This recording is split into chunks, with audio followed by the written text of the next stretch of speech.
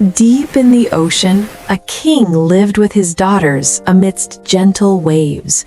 There was life, not sand. At the bottom was his palace. Its walls were murky, illuminated by clear windows. The king's wife had passed away. Therefore, his old mother was the caretaker of the palace. She was a wise and proud woman.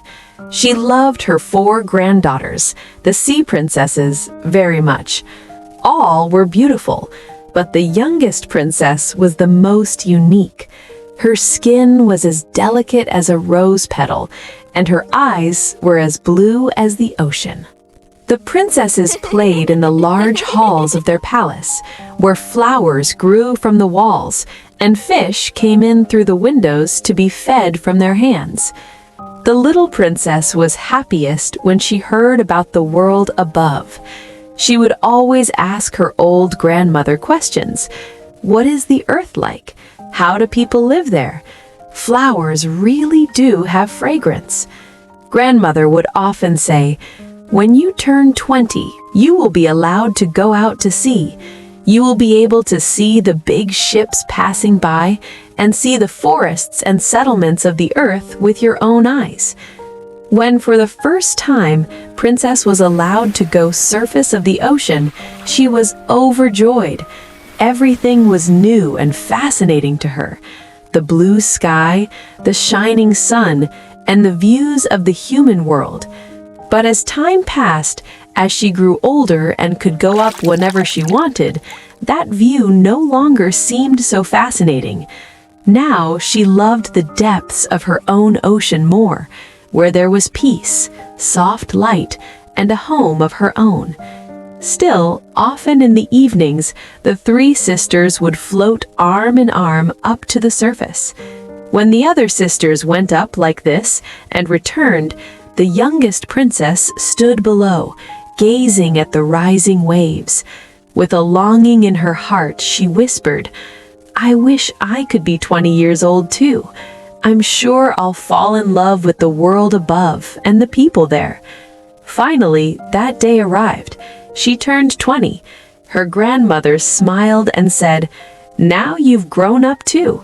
You'll go to the ocean floor like your sisters." She said goodbye to her grandmother, and light as a bubble rose toward the surface of the water. By the time she reached the top, the sun had set. A faint light remained in the sky, and the ocean was completely peaceful. The large ship was docked. Aboard was a joyous atmosphere. Music was playing, songs were being sung, and as darkness began to fall, colorful candles were lit. The atmosphere was filled with light, as if the sky itself was shining. The Little Mermaid slowly approached the ship. As the waves lifted her, she peeked through the cabin windows. The people inside were cheerfully dressed, and among them sat a handsome young prince. His dark eyes sparkled. Today was his birthday, and everyone was wishing him well. The Little Mermaid thought to herself, "How beautiful this man is." Much time had passed, but the Little Mermaid's eyes were still fixed on the ship and the handsome prince. After a while, the ship slowly set off on its way. But soon the wind began to pick up. Clouds gathered, and lightning flashed in the distance. A massive storm was brewing. Then a loud noise resounded. The ship's planks creaked. The small mast snapped violently and fell into the sea, plunging water inside. In moments, the ship began to sink. The mermaid looked around in panic. When the ship broke apart, she saw the prince drowning in the waves. At first, she was happy that she would now be close to him, but then she quickly remembered that humans can't survive in water. Thinking this, she began swimming between the logs and planks, unconcerned about the possibility of injury. Finally, she reached the prince and quickly carried him above the sea surface, where no one was around. The prince had fainted from exhaustion. His limbs were limp, his eyes closed, and if the mermaid hadn't reached him, he would have died. By morning, the storm had stopped, but there was no sign of the ship. The rays of the sun fell on the prince's face, bringing a little glow back to his cheeks. But now she was also unconscious. After a while, she began to see land in the distance. Near the shore was a forest of lush trees, and in the middle stood a large white house. She didn't know whether it was a church or a traveler's house. The little mermaid supported the prince and slowly brought him to the shore. There was soft white sand. She laid him down in the sun so that he could breathe easily. Some young girls came into the garden. The little mermaid immediately stepped back and hid behind a rock protruding from the water so that no one could see her. It wasn't long before a young girl came to where the prince lay. At first, she was frightened, but quickly gathered her courage and ran, bringing several men with her. The little mermaid saw that the prince had come back to life. He slowly sat up, smiling at the people around him, and he realized that the girl had saved his life. This saddened the little mermaid's heart, for he had no idea that she had been the one who had saved him. When the people helped the prince inside the large white house, she silently sank back into the sea. She remained with her father's wife, but now even more sad than before. Her sisters asked her what she had seen when she first went to the sea surface, but she said nothing. For many days and nights, she kept going to the place where she had left the prince, but she never saw him again. Each time she returned with a heart more heavy with sorrow than before. Now she found some solace only in sitting in her little garden, but over time she stopped caring for her flowers. The flowers began to wither. Finally, she couldn't keep quiet anymore. She told one of her sisters everything. Soon the others found out too, and then two close mermaid friends also got the news. One of them said she knew about the prince. She was at the party on the ship. She told everyone where the prince lived and where his palace was. "Come, little sister," the other mermaid said. Then they all held hands and formed a long line, swimming towards the surface of the ocean, towards the place where they knew the prince's palace was. The palace was made of shiny yellow stones that glowed golden in the sunlight. In front of it was a long marble staircase. One of them led straight to the sea. Now the little mermaid knew where the prince lived. She would come to the surface of the water near the palace at night. She would swim closer to the shore than her sisters. Hiding there, she would watch the prince, wandering alone on moonlit nights. Now the little mermaid fell in love with humans even more than before. She wished she could go to land like them. Finally, she went to her grandmother, who knew everything about the world above the sea, the world of humans. "If humans don't drown, do they live forever?" the little mermaid asked innocently. Grandmother smiled and said, "No, daughter, they die too, but they have something we don't. A soul. We live for 300 years, then fade into sea foam, but a human soul never dies. It goes beyond the sky, beyond the stars, to a world beyond." Hearing this, the little mermaid fell silent and thought to herself, "I wish I had a soul that would live forever." Her grandmother smiled gently and said, "Don't be sad. There's a big dance party in the palace this evening." The king of the sea had a huge dance hall. Mermaids and mermen danced to melodious instruments, waving their tails. No sound on land could be as melodious as the one that echoed there. The little mermaid's voice was the most beautiful. When she began to sing, the entire court erupted in joy. They applauded her and praised her with their tails thumping. For a moment, she herself felt happy, knowing that no one in the sea or on land had a voice as sweet as hers. But immediately, sadness overtook her. Slowly she left the gathering. She went and sat alone in her little garden. Suddenly she heard a distant sound of a mermaid in the seawater. Her heart began to beat faster. Surely he is my prince. He is the one who holds my happiness. I will sacrifice everything for him, if through him I can find an eternal soul. The little mermaid left her garden and walked the scary path that led to the fields where the witch lived.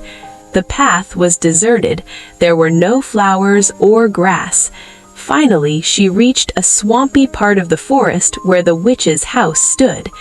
Inside that house sat the mermaid. A fat frog was clinging to her lips, feeding from her mouth. "I know what you want," the witch said. "You're very foolish, but your wish will come true. But remember, the end result is not happiness, but only sorrow and pain. My beautiful child, you want to give up your fishtail and gain human legs so that the prince will fall in love with you and you will find a soul." The princess said, "You're right. If you help me, I'll give you whatever you want." The witch said, "I'll make you a magical potion. Drink it before sunrise. Your tail will turn into legs, but the pain will be like a sword going through your body. You will look beautiful, but you will feel the stabs at every step." She warned, "If the prince doesn't love you and marries someone else, you will turn into sea foam." The little mermaid confessed everything. When the witch asked for her voice, she said, "If I lose my voice, what will I have left?" The witch laughed. "Your eyes and your gait are enough to win hearts." The little mermaid said, "Do it." Then the witch put her large pot over the fire to prepare the magical potion. Every moment the witch kept adding something or the other to the potion. Finally, the magic potion was ready. "Here, your potion is ready," the witch said. Then she cut off the little mermaid's tongue and she became mute. The little mermaid held the bottle tightly in her hands. She left the mermaid's den. As she approached her garden, the faint voices of her sisters' songs could be heard. She silently glanced at them one last time and moved on. Just before sunrise, she reached the prince's palace. She opened her bottle on the soft sand and drank the magic potion. At that very moment, a sharp pain ran through her body. She writhed like a fish and then fell unconscious on the sand. When the sun rose fully, the little princess lay on the shore. She had 2 delicate human-like legs. She felt a sharp pain in her body, but at that very moment, the handsome prince stood before her.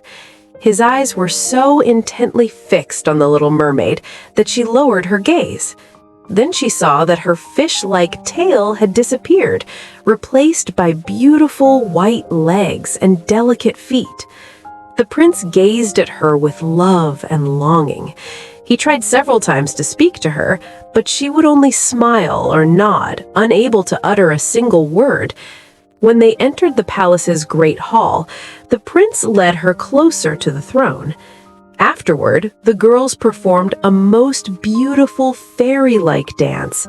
Then the little mermaid raised her delicate white arms, stood on her toes, and began to move across the floor like a melody floating in the wind. Her dance was new and astonishing to everyone. Everyone was captivated by it, especially the prince. She danced again and again, delighting him. The prince promised to keep her with him forever. Little Zulpari was allowed to sleep on a soft velvet donkey outside his room door. They would wander through fragrant forests where every branch touched their shoulders and tiny birds sang in the leaves. They would even climb mountains, and little Zulpari's delicate feet would ache, but she would smile silently and continue walking with him. They would even reach such heights where the clouds below looked like a flock of birds. At night, when everyone was asleep, she would gently sit on the marble stairs of the palace. Dipping her burning feet in the cool seawater would soothe her, and she would remember her family beneath the sea. One night, she saw her sisters floating on the water, holding hands and singing a sad song. She pointed to them, and she recognized her. "She's here? Sister?" They told her that her separation had saddened everyone. After that, she would come to the same place every night. Days passed, and the Little Mermaid's heart sank deeper and deeper in love with the prince. The prince loved her too, but only as one would love a dear friend or a small child, tenderly, lovingly, and caringly. But it never occurred to him to make her his wife, because the prince's love was for the girl who had saved his life. He thought she was the same girl from the temple, as gentle, as light, as pure as prayer. The Little Mermaid couldn't say, even if she wanted to, that she was the one who had saved him. A few days later, news spread that the prince was going to marry the daughter of a neighboring king. A magnificent ship was being prepared for that journey. The prince told everyone that he was merely going to meet the king, but everyone knew that he was actually going to see the princess. A large convoy was to sail with him. "To meet the one my parents want me to marry, but I could never love her wholeheartedly. If I were to choose anyone as my bride, it would be you, because you resemble that girl." Hearing this, the Little Mermaid's heart lit up. Her dreams awakened, of love, of finding her soul, and of being with her forever. "You're not afraid of the sea, my mute princess?" the prince asked as they both stood on the deck of the magnificent ship that was carrying them to the neighboring king's kingdom. The next morning, the ship arrived at a beautiful harbor belonging to the kingdom the prince wanted to visit. The entire city was awash in celebration. Every day was filled with joy, fun, and entertainment. The princess he was supposed to meet hadn't yet arrived. When she finally appeared, the Little Mermaid anxiously awaited her sight, and when she did, she was astonished. She was the very girl the prince thought had saved him when he lay unconscious on the shore. The prince and princess happily agreed to marry each other. Then he turned to the Little Mermaid and said, "Come, I'm so happy. All my wishes have been fulfilled. You too will rejoice in my happiness, for no one has love and loyalty like you." A deep pain arose in the Little Mermaid's heart. She knew that the prince's wedding day would be the day of her death. Morning come, she would vanish into the foam of the sea. On the wedding day, church bells rang with joy. The streets were ablaze with lights. Celebrations were everywhere. The bride and groom held hands. Prayers were offered, and everyone showered blessings upon them. At night, a decorated ship was moored on the seashore where they rested. Moonlight spread softly on the waves. The Little Mermaid stood alone on the throne, a faint smile on her face. But a storm raged in her heart. She knew that as soon as the sun rose, she would turn into sea foam. Everyone went to sleep. She sat in a corner and looked at the sky. Suddenly, she felt a stir. She saw her 3 sisters emerge from the waves. Their long hair was short, as if cut. They said, "We have given our hair to the Sea Witch to give her a chance to save you. She has given us a knife. Take this and stab the prince in the heart before sunrise. When his blood falls on your feet, you will become mermaids again and live. Otherwise, you will perish. Hurry, time is short." The Little Mermaid took the knife and slowly went inside the ship. She saw the prince. He was sleeping beside his new bride. Both faces were filled with smiles. Even in his sleep, the prince was saying something like her name. The Little Mermaid's hands trembled. She picked up the knife, but then she stopped. There was love in her heart, not hate. She wanted him to be happy, even if it meant ending her own life. She slowly came out. She went to the seashore and threw the knife. With the knife hidden in the water, it disappeared. Then she looked up at the sky one last time and threw herself into the waves. Morning light began to spread, and where she had fallen, only soft foam remained. But when the sun rose fully, she felt that she had not vanished, but had become a gentle wave of wind. She felt as if she were flying upwards towards the sky. Some soft voices welcomed her. They were other daughters of the wind. They said, "Through your love and sacrifice, you have gained a glorious soul. Your heart was pure, and therefore you were rewarded." The little mermaid smiled and looked down. The sea shone. The ship was sailing, and the prince and princess looked at each other happily. He said softly, "Goodbye," and flew away into the sky with the gust of wind.